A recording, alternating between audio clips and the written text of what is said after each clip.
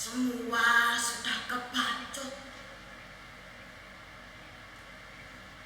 Semua sudah berlalu. Walah mana? Coba dulu kamu manut omongan Simbok. Semua itu tidak akan terjadi. Dan pasti tidak ada tragedi penjemputan paksa terhadap orang yang belum tentu bersalah. Orang kalau sudah punya jabatan, lalu merasa memiliki kekuasaan, memang gampang berbuat sesuatu sakarep peutele dewe.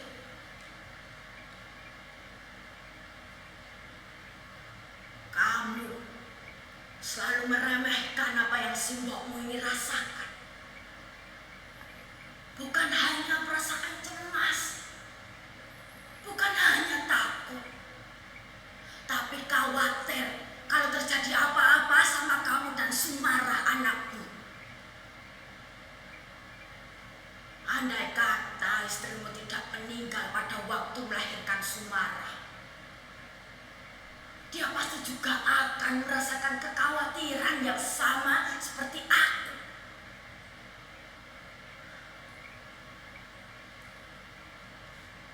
Walaupun Pak Wasto itu langganan andongmu, dan beliau mengizinkan kamu untuk beres di kebun kelapanya, bukan berarti kamu harus mengurangi setoran gula ke Pak Lurah dan Brojo yang sudah menjadi langgananmu sejak lama. Itu namanya sarung.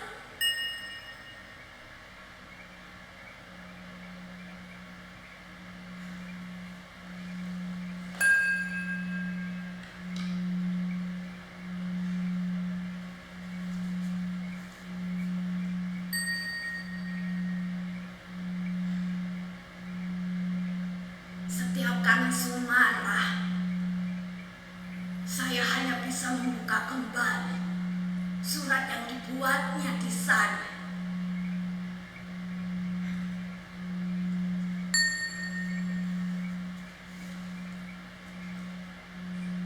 Walah dok,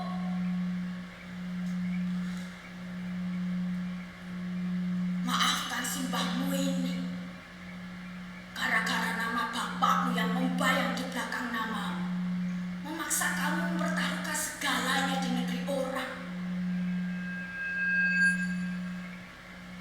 Simbah selalu ingat cerita ketika Pak Kasirin guru madrasahmu mengatakan,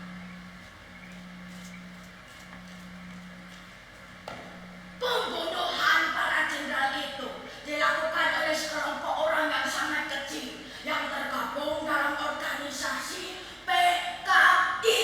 Oh, PKI itu benar-benar biadab. Untuk itu dihapus dan dilarang berkembang lagi di Indonesia. Seluruh antek PKI harus dihukum. Cak, sini tak kasih tahu. Ternyata Bapak Sumarah itu PKI loh. Wah, dikasih tahu kok ngeyel. Tak ceritani ya, dulu ketika bapaknya Sumarah pulang dari Langgar, langsung diseret sama tentara yang disaksikan oleh Pak Lurah dan orang-orang kampung.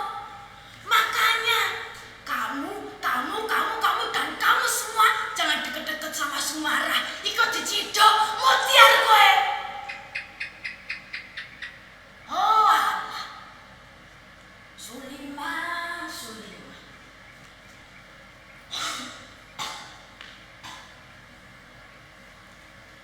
Kok lihat itu Sumarah punya 3 ijazah dengan nilai yang cukup bagus. Semua itu sia-sia. Ketika di mana-mana terdepak dari pintu ke pintu mencari pekerjaan, terjaga karena bayangannya yang selalu menguntit di belakang namanya, termasuk di kantor kelurahan. Waktu itu Pak Lurah dan Brojo benar-benar tegas. Oh alah, Sumarah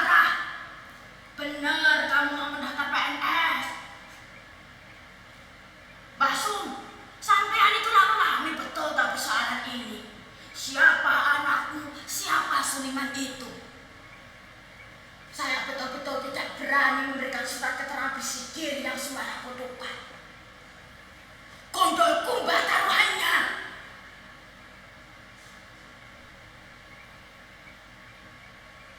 Panas telingaku mendengar kata-kata yang keluar dari mulut Pak Lurah. Rasanya ingin marah.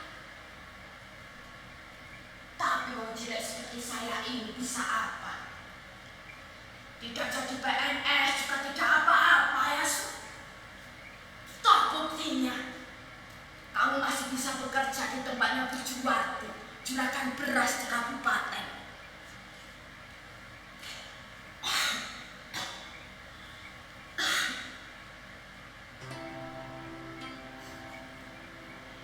Di sana, kamu bertemu dengan pujaan hatimu.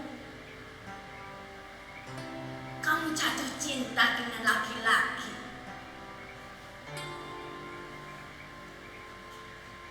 Seorang tentara yang biasa menukarkan beras jatahnya dari pemerintah untuk ditukarkan dengan beras yang kualitasnya lebih bagus.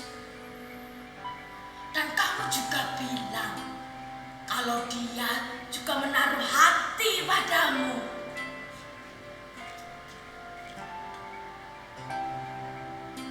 Asmaramu semakin berbunga-bunga bersama dia.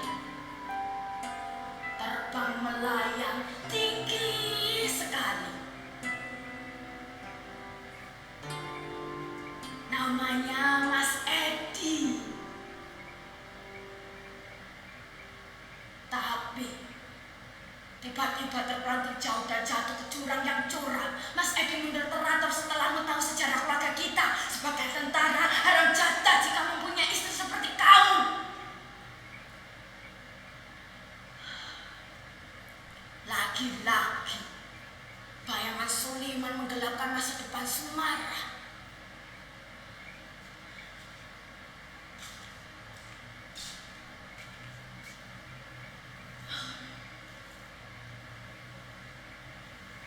Sumarah memutuskan untuk berhenti bekerja.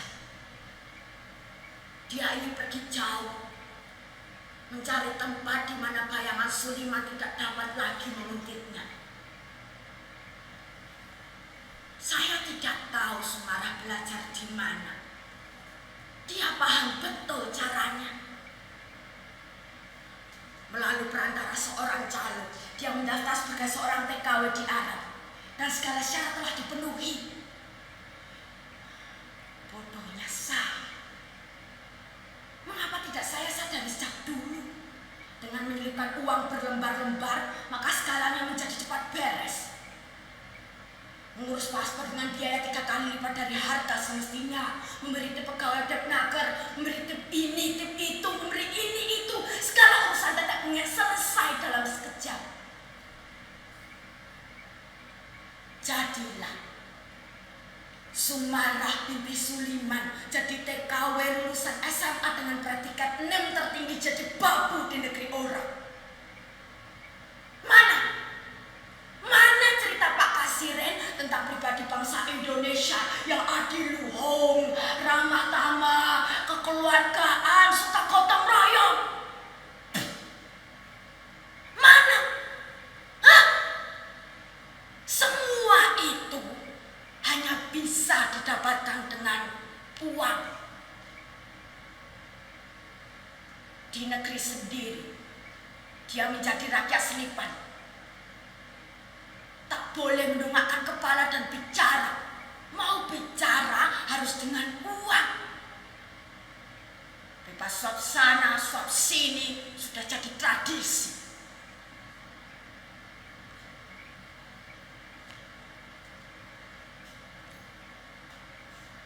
Di negeri sendiri, dia disingkirkan.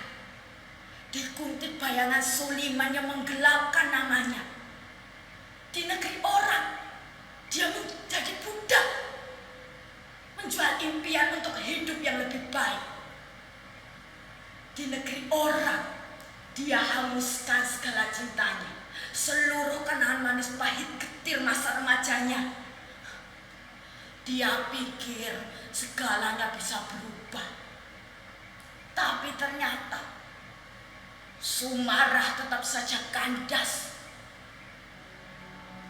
Di balik jubah-jubah majikannya, di balik cadar-cadar hitam majikannya, segala nasibnya kandas. Dia disiksa, gajinya setahun hilang untuk tetap dengan alasan administrasi yang dicari-cari. Dan bencana itu, dia diperkosa seperti budak Ina yang halal dibinatangkan. Bertahun-tahun dia cuma diselipkan di negeri sendiri. Apakah di negeri orang dia masih dibelatakan?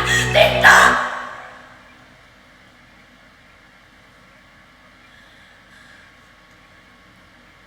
Tidak.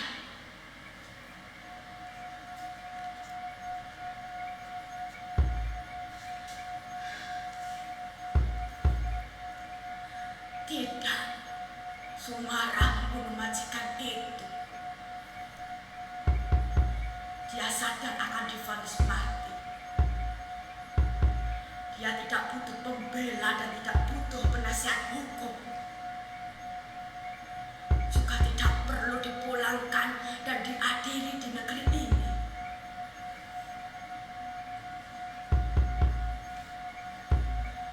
Persoalannya akan jauh lebih rumit.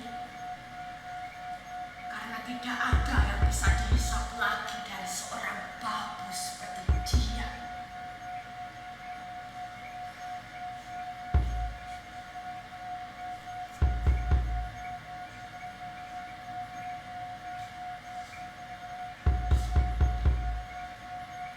Maka saya